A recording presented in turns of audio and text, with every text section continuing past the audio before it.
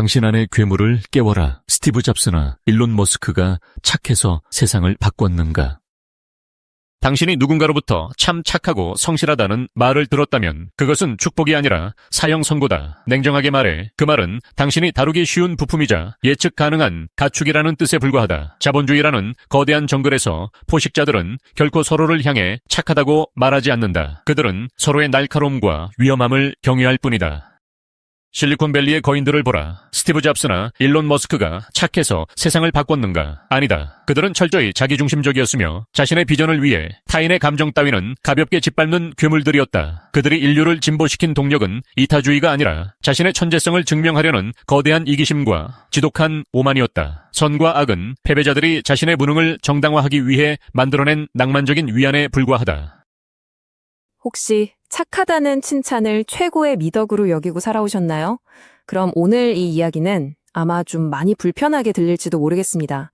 지금부터 우리는요, 오직 권력과 실리를 쟁취하기 위해서 우리가 알던 모든 도덕을 완전히 뒤집어 엎는 아주 파격적인 생존 철학 하나를 깊숙이 들여다볼 거거든요.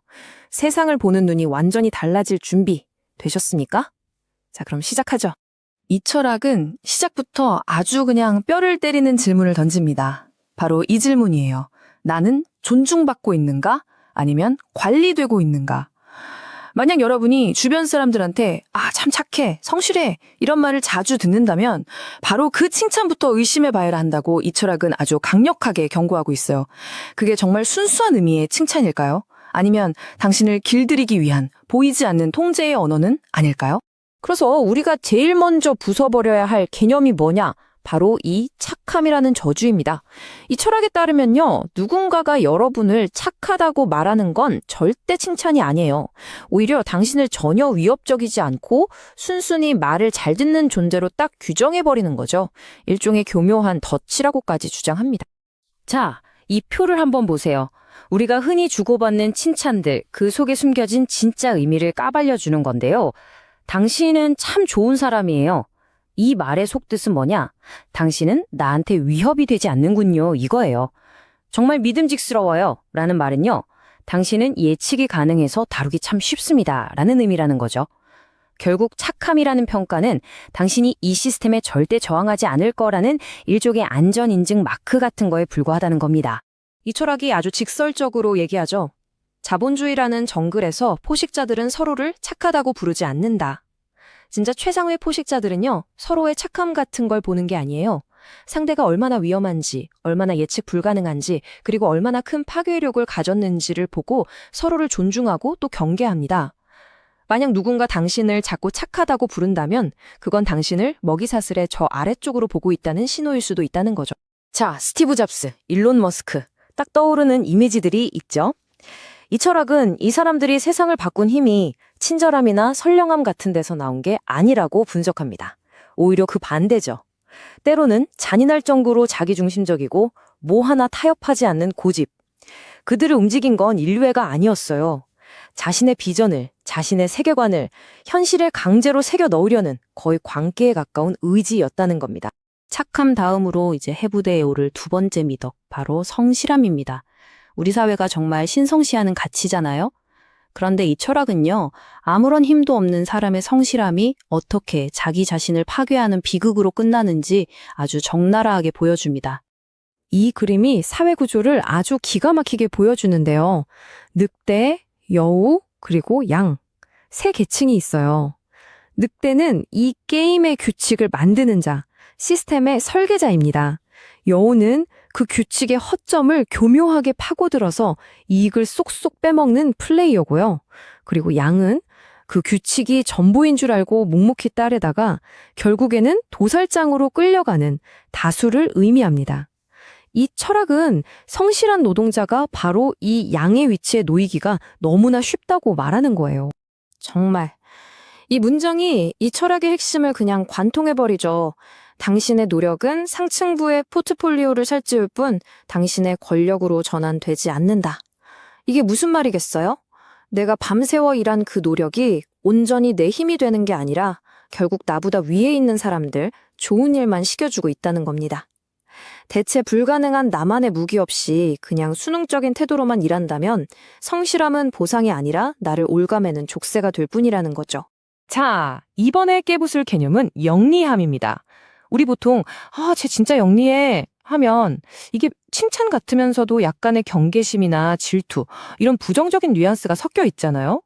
이 철학은 바로 그 영리함을 가장 강력한 무기로 삼아야 한다고 말합니다. 그걸 부끄러워하지 말고 적극적으로 끌어안으라는 거죠.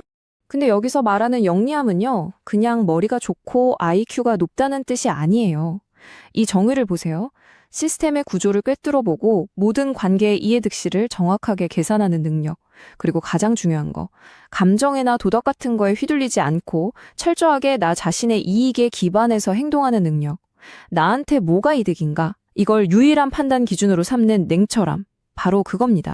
우리가 살아가는 이 사회, 특히 비즈니스는요, 무슨 도덕 시험 보는 곳이 아니라는 거예요. 이건 전쟁입니다, 전쟁. 영토를 뺏고 자원을 뺏고 심리전을 벌이는 치열한 전쟁터라고요. 이런 곳에서 저는 착한 사람이 될래요 라고 선언하는 건 저는 무장해제하겠습니다 라고 외치는 거랑 똑같다는 아주 강력한 경고입니다. 자, 이제 이론은 충분히 들었습니다. 기존의 가치관을 다 부숴버렸죠. 그럼 이제 뭘 해야 되냐? 행동 지침으로 넘어갈 시간입니다. 이 철학이 우리에게 제시하는 해방으로 가는 길은 딱 하나예요. 바로 내면의 괴물을 깨우는 것. 더 이상 수동적인 먹잇감으로 살지 말고 능동적인 포식자로 완전히 탈바꿈 하라는 요구입니다. 첫 번째, 당신의 욕망을 숨기지 마세요. 더 높은 곳으로 가고 싶다는 그 야망을 부끄러워하지 말고 긍정하십시오.